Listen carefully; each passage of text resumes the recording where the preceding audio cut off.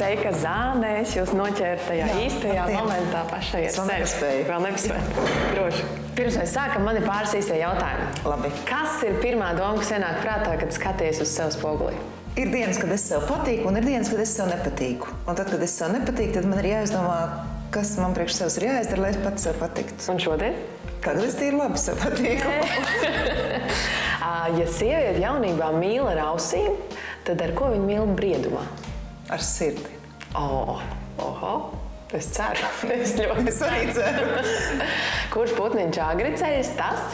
Agri slauka deguntiņu. Ja? Vai daudz darbiņus izdarīja? Tas attiecinājums ir par jums arī? Labāk, tālāk. Mums teātrī ir tāds režīms. Izrādes beidzas 10, pusdesmitos, esam mājās 11. Tad tā uzreiz taču nekritīs gultā vēl kaut ko padara, palasa, padomā. Bet īstenībā tās dienas, kad izdodas piecelties agri, tās ir fantastiskas. Tā ļoti agri, vai ne? Jā, kad cik vēl guļ. Putni mostas un kā viss smaržo, kā saulīt lēc, tad var ļoti daudz izdarīt.